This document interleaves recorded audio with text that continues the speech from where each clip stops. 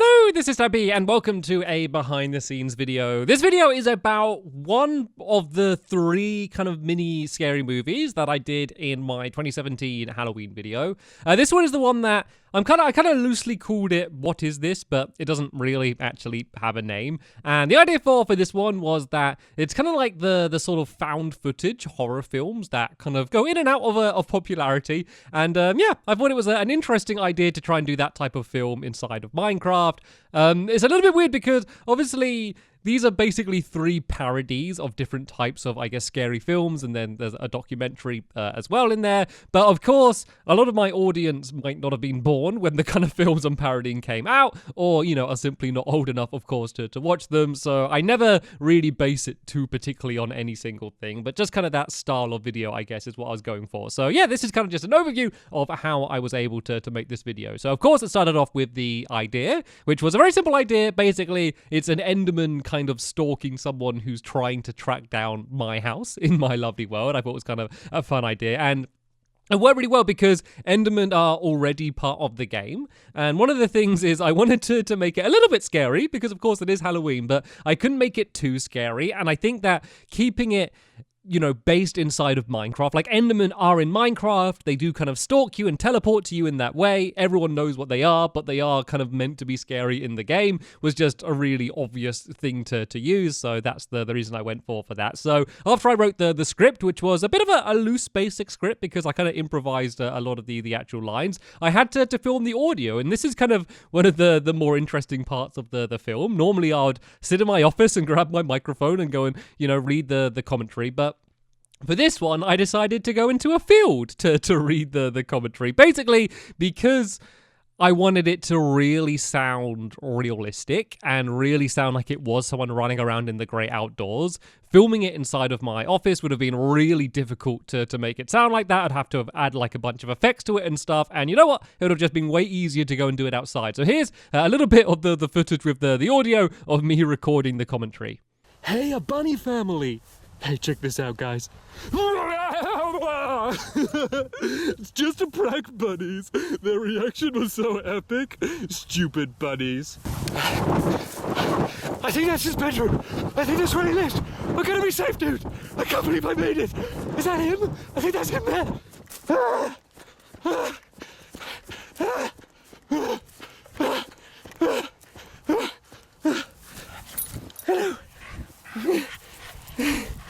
Yeah, so there's me running around like a little bit of a lunatic. I had to make sure that no one else would hear me because it'd be too embarrassing. And there's three main reasons I did it like that. One is I wanted the sound of the wind, which is a really hard thing to replicate. Also, I wanted like the camera sounds, like the sound of picking up and handling the camera and kind of turning it around. It's really hard to kind of do those sounds, you know, after the fact, and much easier just to do it in real life. And also, I wanted to be actually running around as well. I was literally out of breath when I sound out of breath. That is, I mean, I probably overacted it a little bit, but that was not in most cases me acting. It was me genuinely out of breath because I did a bunch of takes of each line, and I did a whole load of running around outside. There was one final shot as well, which I did just in my garden, which was where I had to go and pick up the camera. I just did it really late at night and hoped that none of my neighbors would see or hear me. There's not really any good footage of that because it's basically pitch black and it's just me picking up a camera and doing the final line. I assume you've seen the film, by the way. I don't want to spoil it too much. I will leave it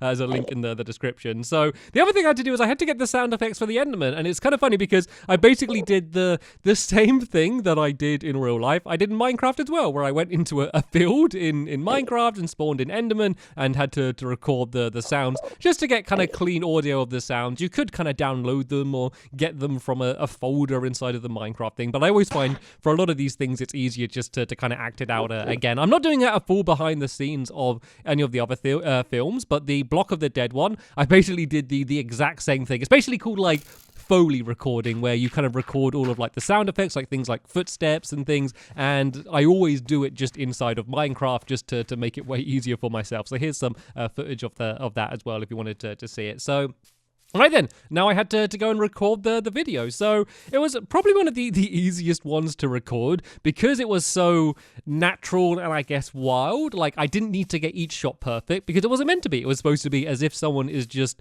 filming, themselves with a video camera in a field. So I basically sat here and just played the clips of my audio once I kind of chose what takes I wanted and tried to match the video up to the sound in Minecraft as best as I could. There's a few things that I did to try and make it seem more like it isn't someone controlling Minecraft. So like the way that I move is kind of very different to the way that I would move if I was playing Minecraft. So for example, if I'm running, I kind of bob the camera up and down, and like when I'm out of breath, I point the camera down. I put my sensitivity up quite a lot as well, just to be able to have those kind of sudden head turns that you can do in real life but can't really do inside of Minecraft. So I kind of did a bunch of things to try and make it seem more like it is me with a camera. I also just wasn't as particular with my shots. So normally with films like this or Stampy shorts, you'll never see me kind of adjusting the camera. If I'm turning the camera, like panning it from left to right or something, I'll start from one position, I'll do one smooth turn at the same speed, and then it will just stop. It's kind of one of the big things to really step up your filmmaking is, say if you are doing a pan like that, when you get to the end, don't like adjust it if it's not perfect. Just do the whole shot again. And so obviously I wasn't kind of taking into consideration any of those things as well when I was filming this. So yeah, that's the way that I did it. The only other really big challenge is the fact that I didn't have an Enderman actor. I was doing this on console. The way I had an Enderman was I spawned in an Enderman. So there was the scene where the Enderman was chasing me, where I kind of pan back and I see it and it's kind of running right after me. I just had to keep spawning an Enderman and running away from it again and again and again until it kind of looked like it was actually chasing me, and I got lucky. There's also a challenge where I kind of wanted it more at night, but I can't have it too late, because if it was too late, then a load of other mobs would spawn in, and obviously I couldn't set it to peaceful because then I wouldn't get an Enderman. So that's why it's never properly quite night, but almost night the whole way through. And then of course the final shot, which was not the very, very final shot, but the shot where I get attacked by the Enderman, or the character Brick gets attacked by the Enderman, that just once again took loads and loads of takes. I don't know how many takes, probably at least 50 takes I think it took, and every single time I had to spawn in an Enderman, run away, and then if it didn't go well, I'd like kill the Enderman or set it to peaceful, and my hunger kept going down because I needed to be in survival, so I had a bunch of cakes there and stuff, and I just did it again and again and again and again and again until I got the perfect one, because it was such an important shot. But then I was so happy with the last one. I literally just turn as it kind of opens its mouth, and then really all I do to add in the drama is to zoom in a little bit on the Enderman's face, and then I just boosted the audio of the Enderman. That scream that the Enderman was the actual audio from the gameplay, which is kind of what I like about the film. Like, it really is just something that could happen inside of Minecraft. Like, nothing is really fake. I guess I just did a bunch of takes until it kind of went perfectly the way that I wanted it to go. And then, of course, when I was editing it, I added a few effects. I didn't go crazy on the effects. So a lot of films, or when people are kind of making videos like this, they kind of go crazy and make it really staticky or black and white, almost as if it's filmed with a really old camera. I didn't want to do that. Like, it's in 2017. That's when this video is set, as if it's just being recorded. And I did it as if he's filming with a HD camera. So I didn't make the video quality look really bad. I wanted it to be more realistic. So I put the saturation down, which just kind of makes it look more like real life, because real life isn't as bright and colorful. I did some color correction just for like the brightness, where it kind of gradually gets darker, and that is for me just to make it look like it's getting later, even though most of it at a certain point is filmed at the same time of day, or I guess kind of evening. So yeah, I kind of gradually make it go darker for that effect. It's only the kind of very final shots which are actually set in nighttime, but I'm just in a light enough area that no other mobs were really spawning in. I also added just a little bit of noise, not to make it look like it was filmed on an old camera, just to make it look more like it is actually filmed with a camera and not gameplay.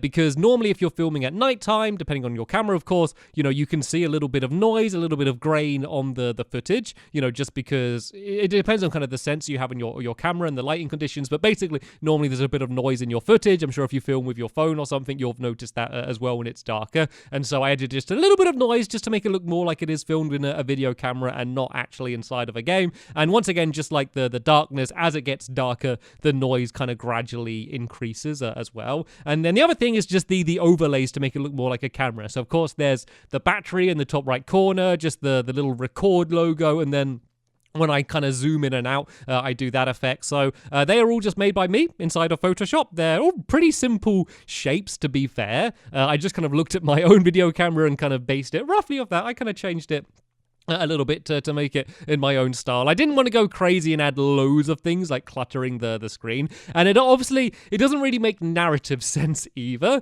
just because, the idea is that I, as Stampy, found this footage and am watching it back, in which case, watching back the footage, you wouldn't see the little record logo or like the zooming in and out and stuff. But I think it just does add a lot to it. I kind of regret the way I did the battery a bit, because you can see the red bit of the battery the whole way through, and no camera normally does that. But it was a very minor detail and probably not worth changing around. So yeah, it was a pretty simple effect to add on, but I think it really kind of added a lot to the film. And then the only other part that you might not know how I did is there's the shot right at the end where Stampy comes and picks up the camera, which, of course, if you think about how that was done in Minecraft, it's might not be entirely obvious. The main thing that sells the effect is the noise. Because I was literally picking up the camera in real life when I recorded it, the sound adds a lot. So yeah, have a listen to this.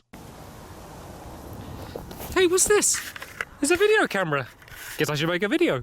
So if it wasn't for that sound effect, I don't think it would be completely clear what was happening. Of course, I say, oh, a camera, like, let's pick it up, or whatever it is that I say. And then the way I did the effect of it being picked up is I was really zoomed in on the footage anyway, which allowed me to then rotate the footage just to kind of make it look like the camera's kind of half on its side. And so then as I lift up. So if you think about it, all it is it's just me in a little pit. I just dug a little, 1 block hole that I was sitting in, and then I just fly up, relatively quickly, like the speed it would be picked up, and then walk forward. That's just the way the effect's done, but I kind of zoom in, and then like as it lifts up, as I lift up, I rotate the video footage, and then I kind of just zoom out from the video and then make it as if Stampy's zooming out of it, on the actual camera and just kind of checking out the footage as he's joking around making his little video. So that was the only other kind of relatively complicated effect that there was. But yeah, that is basically how I was able to make this film. Hopefully this kind of made you think about some things a little bit differently, and how sometimes the best effects can kind of come from just a very simple decision, just to change either the way you're recording or the way that you're editing. And you don't need to go crazy and add like a bunch of production value and effects and things to be able to hopefully make some pretty interesting films. So I have done another behind the scenes touring my destroyed version of my lovely world, which I use for the Block of the Dead video, so I can leave a link to that in the description. I'm not really going to do anything behind the scenes for the other one, the documentary one, just because there's not really anything particularly to tell about it. It's really basically just a dialogue piece, which is all about the commentaries. It's all just about the script writing there, so it's kind of hard to do a behind the scenes video about that, since I've obviously already written it. But yeah, hopefully you enjoyed this video. There'll be plenty more behind the scenes videos just coming up in the future about kind of more general videos. Any questions you have, leave them as a comment down below, and I'll try and get through as many of them as I can. But for now, thanks for watching, and I will see you all later. Bye!